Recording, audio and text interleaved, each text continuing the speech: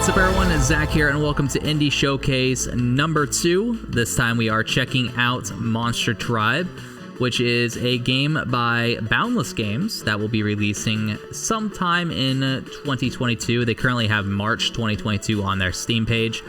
Of course, since I just brought that up, it is on Steam and wishlistable, so the link will be down below in the description. I'll spend around 15 minutes or so checking it out, providing my impressions of the game. I do hope that what I provide in terms of feedback will help out in the game's development. It's a game that I am interested in, and it's a game that I will be checking out at launch, as I do like myself some monster collectors, and that's what this game is all about. It's very much inspired by Pokemon, so we're going to go ahead and hop in and check it out. The menu here seems to only be controllable with the arrow keys.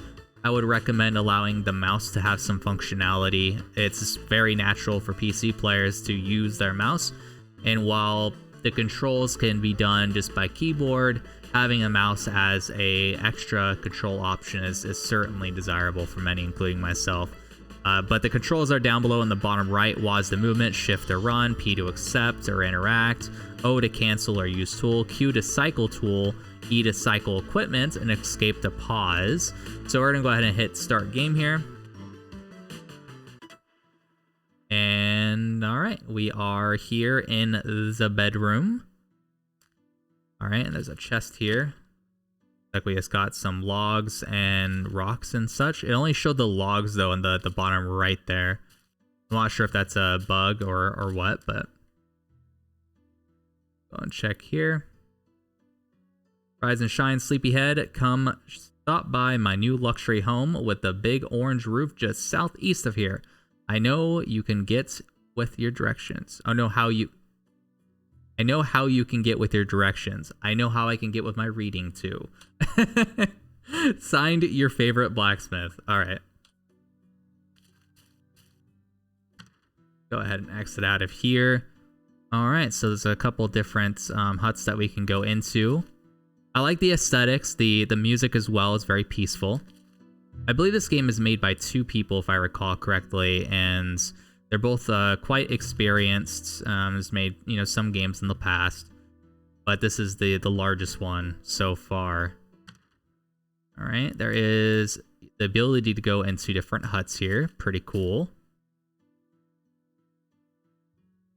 Man, painting sure is hard. No matter how many pieces I make, I'm never satisfied. I put down a stroke here, and then something over there looks wrong.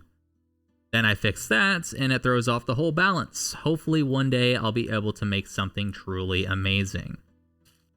Okay, so pretty cool. It rewards explorability, being able to go into random places. Similar to like a Pokemon, for instance. I'm going to keep bringing that up because it's what the game's inspired by. And so far I like the aesthetics, and I like the fact that you can explore around. Talk to this guy here. Seems to be the same model. I wonder if that will change as development continues. Ugh, please quiet down a little bit. I'm still recovering from my last big bender. Man, it was a fun time though. Well worth the headache, but really, shh. Alright, so appears to be hungover. Can't look at that. Looks like a shield of sorts. Okay. So when you go southeast, there's a fisherman here. Can we go inside here? No. Rivers connect many different spots all around the island. If we can repair the different docks that have been broken down, we could take boats to all corners of the island very quickly. All right. That'd be pretty neat if that's a long-term sort of progression feature of this game, is repairing docks, or, speaking with fishermen who have docks to repair, repairing them and being able to, quick travel around. That'd be a really neat fast travel method. Like that sign can't be interacted with. Interesting. Okay. Okay. Looks like this is the blacksmith because there's a quest icon here. Hey, yep, that's right. I'm the blacksmith in town. You needed me for something? You're looking to enter the lab, huh? That thing's been shut down for years. Kind of forgot it was still there, to be honest. Okay, I'll let you have one of these here pickaxes then. Complete the quest? Yes, I will. Should be easy enough to break through that little rock slab in front of the lab with it. Just press O in front of a rock to use it. A little pickaxe icon should pop up to tell you what you can mine. Let me know if it turns out all right for you, and if you need any more tools down the road, I'm your guy. Well, good luck. Thank you, sir. I appreciate ya. So what is this here? That's a really cool flame animation right there. I like that. Resources and items. All right. Okay, so I guess this is how we sell items. Hover over things.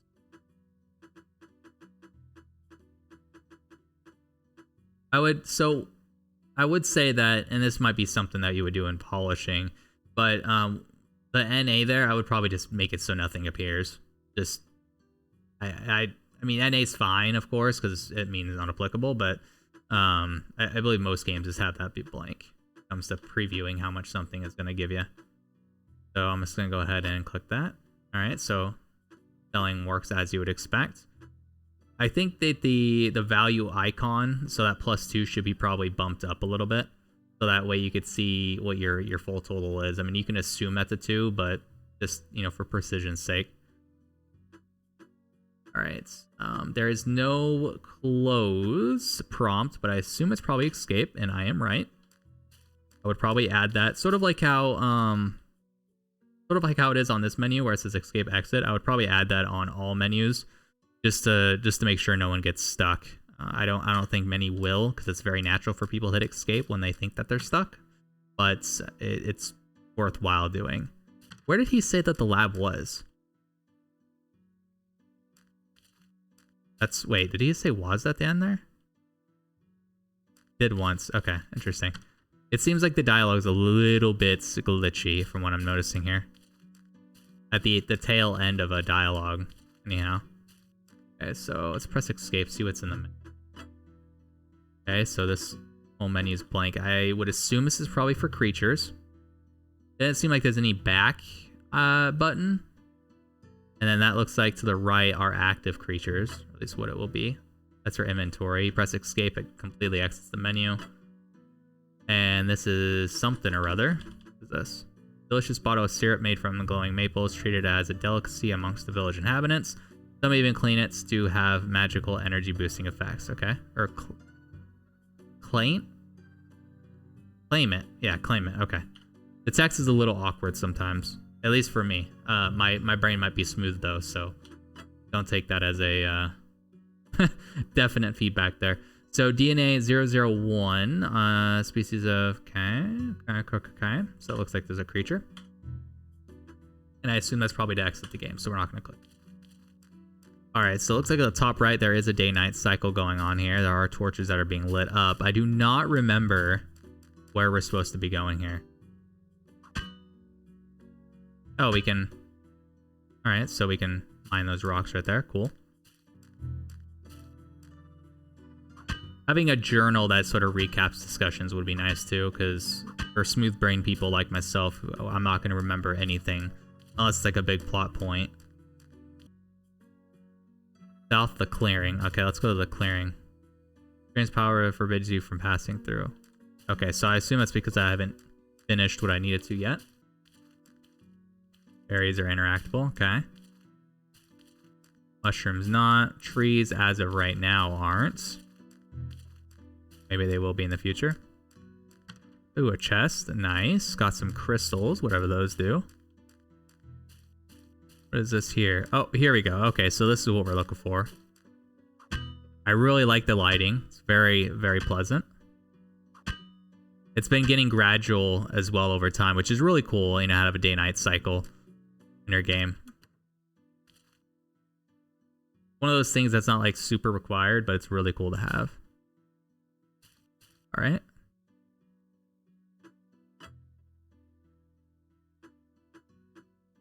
Looks like I need berries, blueberries, and also the red berries. I've seen the red berries. I've not seen the blueberries. And it seems like that's what we need to do in order to continue here.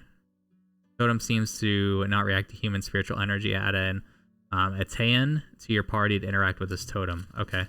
So it looks like we need to go collect berries. I don't know where the blueberries are, though. Unless they just randomly drop from the other berry trees. I guess we will find out. Let's talk to this person. Maybe they know. Oh, wow. You actually did it. I wonder what's been hiding in there for so long. Maybe I'll wait for you to check it out first. I have checked it out. I can't do anything with it. All right, so there's a chest in here. There's a blueberry. Okay. I forgot how many we need. I think we need 2. Go back here and verify. I forget. Let's see. No. Okay, we actually have enough, so it was just 1. Cool. All right, so Cloman. It'll be cool if there was like an animation or something to make it a bit more dramatic. Might be something in the pipeline, but that's something I would definitely recommend. Swap and Cloman. A lot of what I'm doing right now is very much just me being very familiar with these games. I would definitely recommend there to be some tutorials just to ensure that people know how to navigate menus. And also, like I said, make the menus a bit more navigatable as well with back buttons. A lot of people use their mouse. A lot of that will go a long way into sort of polishing the overall interface. I'm by no means an interface expert, but I do know what my preferences are, and I also am a bit more of an experienced person when it comes to gaming, and there's a lot of people who would be playing a Monster Collector that may not be as experienced. So it's important to sort of keep that in mind when developing. But I also think just based off of the developers' vlogs, they already know that and will probably be progressively making the interface better and better and better, including having a bit more of a tutorial as well. But thought I'd bring that up just to cover all bases. So the totem acknowledges that the ATM in your party and reacts that there has been a large energy shift outside. Okay. So I assume we could probably go south. And it looks like I am correct. Along your journey, you will discover 2 magical dungeons with powerful monsters locked inside. Conquer these structures to prove that you are a worthy adventurer. And then there's a bunch of... See, that's the bug I'm talking about. That happens on a lot of the discussion boxes. I'm not sure why, but it's something that I would definitely look into. Is this a... Okay, so this is just so we could swap parties in our time. All right, so you can't swap this on the fly. It's pretty neat. All right, and it looks like we're now in a battle. All right, so decent enough battle interface here. Down the road, it'd be cool if there was like maybe a backdrop of the region you're in. And it doesn't need to be different every time, of course, but if you're in a forest region, maybe have a forest background. If you're in a volcano, maybe have a volcanic background. Something like that just to theme the overall battle scene. All right, so it looks like we can move. I assume move to different cells. Yeah, okay, so we can move to different cells. Where do we go back? Oh, press O. All right, so that might be the back button. I just was oblivious to it. All right, so we can rest, we can run. Let's go ahead and fight. It looks like there's not really an indicator on whether or not I would be able to kill this or not.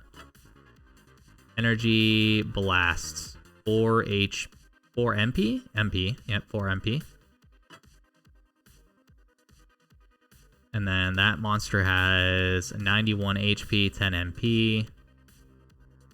And some other different stats there. Okay, so I move to the center and then I attack him. It did most of his health. He barely even affected me. All right. And then victory. All right, cool. All right, so, you know, very, very normal battle interface and this battle system. It's pretty cool. Spirits float through this land sent here through the rift. To wield their power is to harness the power of the rift itself. It is our people's highest blessing. Okay? Yeah, so I really like how polished this game already feels. It's quite extraordinary that an indie developer can make a game that's this polished in what seemed like not that a lot of time. Like, I think it's only been in development for maybe a year, a little bit over. Granted, the developer is a full-time indie developer, so, you know, that helps out a lot. It's not like me, who spends maybe 30 minutes to an hour on my game every single day.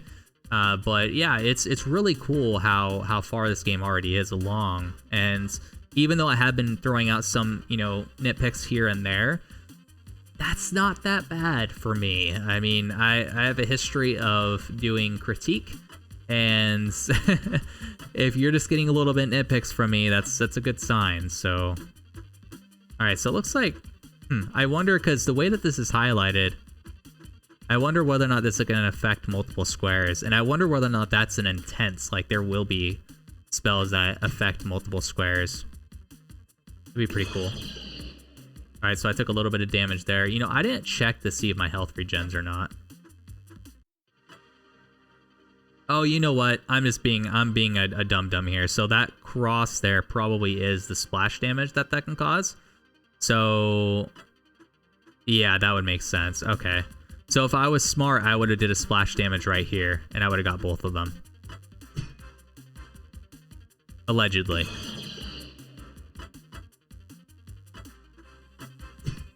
Okay. And then, of course, you know, as the game gets further along, the victory screen could also be enhanced a little bit, just to have a bit more personality to it, because right now there's not a lot of sound effects going on. Ooh, what's this purple orb over here? Actually, first, you know what? Let's see. Okay, so my HP does not get better after battle. Crystallized essence that comes from nature type Etienne. All right, so it looks like... Oh, okay, so it's a fusion. I wonder if you're able to heal at one of those statues. Let's see.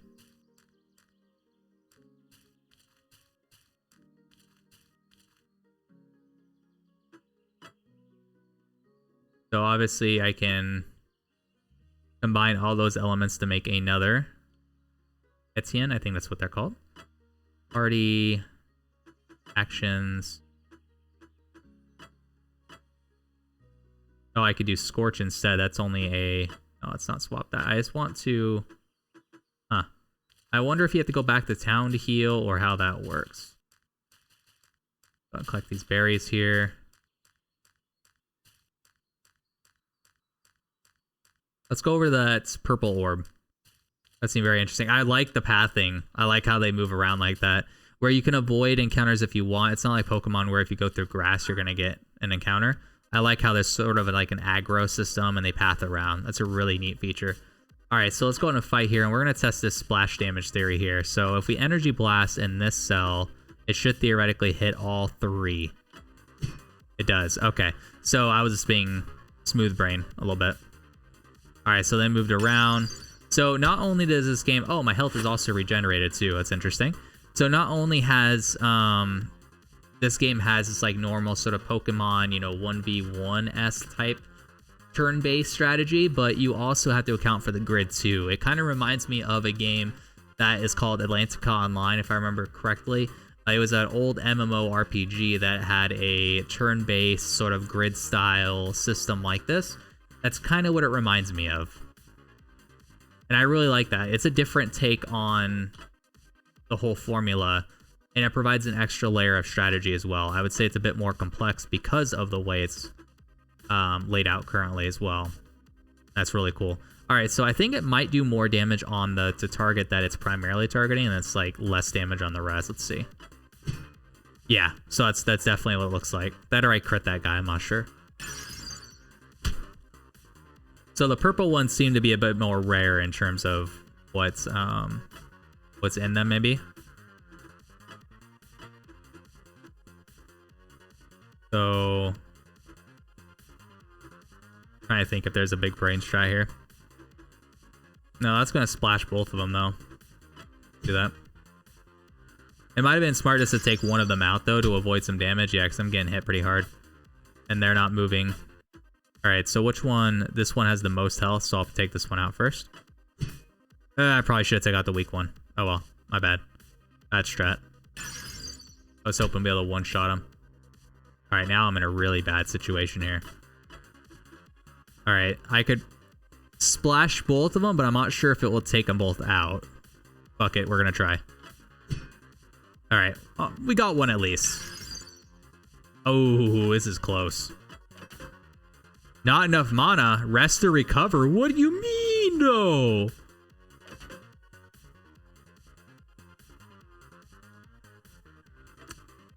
I guess this is where we die.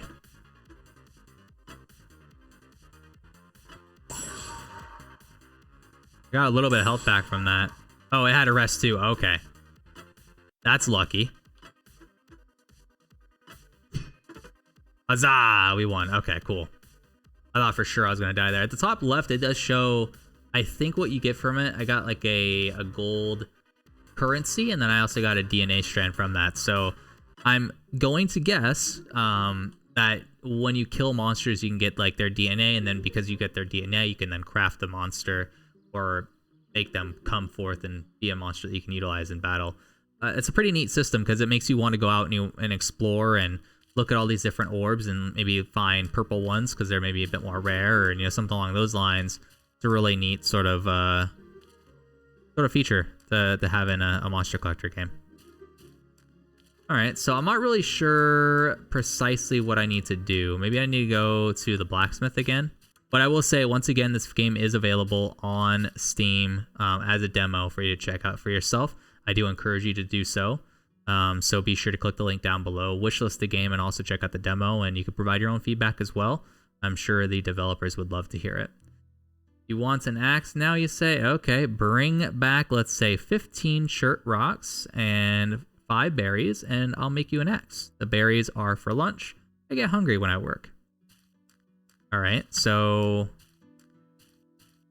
I can mine a little bit here, and I can get some berries and get an axe, which would allow me to chop down trees, which would be another resource that we could use to get more monsters. Pretty neat. There's a lot of synergies going on. I like that a lot. A lot of different systems intermingling with one another to just make a more in-depth monster collector style game. Where like in a Pokemon, you just collect and that's it. This game is, not only collecting the DNA, but then getting the required materials in order to actually, turn the DNA into something usable. It's sort of a next level approach. I like it a lot. So we'll probably chop these trees down, get the berries, and I'll provide my final thoughts on Monster Tribe. Okay, so I definitely have enough rocks. I need berries. I think he said 5.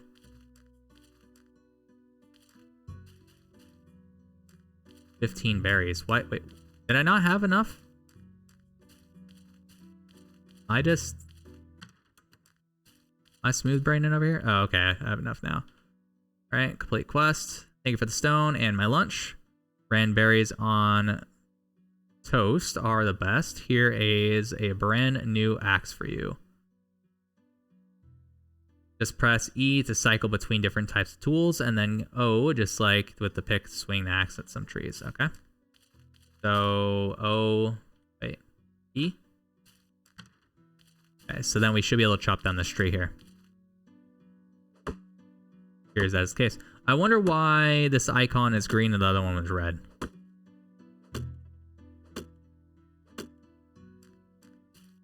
It would be another really cool thing is to have like leveling up of different professions. Just to encourage gathering even more. Maybe the game's not meant to be that sandboxy, but I think that'd be a neat little interesting thing to add in. Alright, well, as much as I would love to keep playing this game, I do want to go ahead and wrap up and give you guys my overall thoughts on Monster Tribe, whether or not you should check it out or not. I personally think you should. It's a very good looking game so far. It's still in development. I'm not really sure when this build was released. This build could be months old for all I know. But what I do know is what is here is already extremely promising, and it very much reaffirms my interest in this game as something that I do want to purchase day one to not only support the developers, but also have a fun monster hunting, collecting game just in my disposal for what I want to play. So I definitely recommend going down below, checking out their Steam page, not only downloading the demo to try out yourself, but also wishlisting it too. Every wishlist for an indie developer helps them out dramatically in the algorithm. So even if you're not even planning on buying the game, just go check it out, hit the wishlist button, and not only will it help them, but it'll also help Steam know what type of games you like to recommend more games for you in the future. So that does it for me, though. Leave your comments down below on whether or not you liked what you see, and also be sure to subscribe for more indie showcases like this one. and also future ones of different genres. So far, we had a point-and-click adventure game, and now we had a monster collector game. What will we have in the future? Guess you'll have to find out by subscribing. Make sure to hit the like button as well. And as always, my name is Zach, and I'll catch you all next time.